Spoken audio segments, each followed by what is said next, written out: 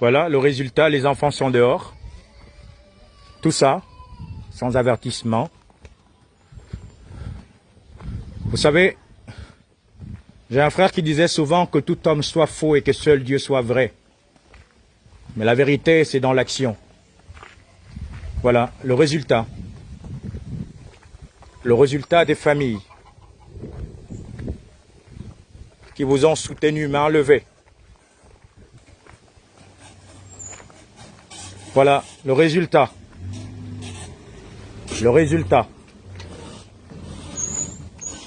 Le résultat de ce peuple qui attend mieux. Je disais souvent dans quelques vidéos que Monsieur le Président Oligui que voici est plus dur, sera plus dur qu'Ali. Bon, plusieurs personnes ont cru que c'est peut-être une prophétie. Mais ce que Dieu me disait est en train de se réaliser. Peut-être. C'est pour que plusieurs personnes puissent se repentir, ça aussi. Mais vous faites pleurer les Gabonais, et c'est pas juste. Voilà, le résultat. Le résultat. Voilà. Le résultat.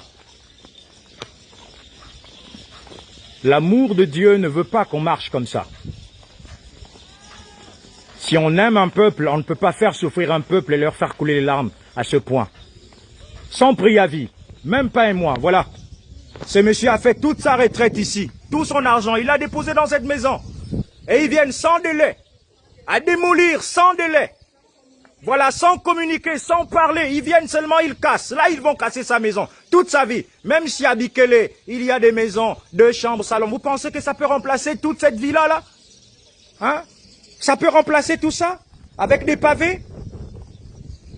Soyez humains et essayez de revoir ce que vous êtes en train de faire.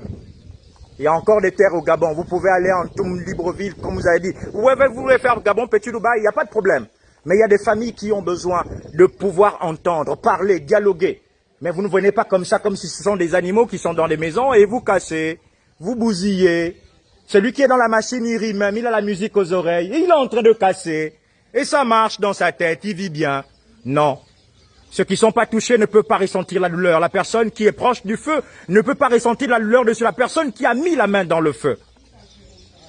Il y a des maisons qui sont en train de se casser parce qu'il y a des personnes qui ont payé le prix, qui ont mis toute leur énergie, leur retraite, leur famille depuis 30 ans, 20 ans. Vous ne venez pas en 2 jours seulement, dire que, bah, écoutez, le lendemain, un ministre arrive, il dit le lendemain, nous allons démolir. Et effectivement, ils sont en train de démolir. Essayez de revoir. Essayez de revoir. Ne serait-ce que par les compassions de Dieu. Je disais tout à l'heure qu'on peut éteindre le feu, mais on n'arrête pas le vent. Dieu, c'est le vent.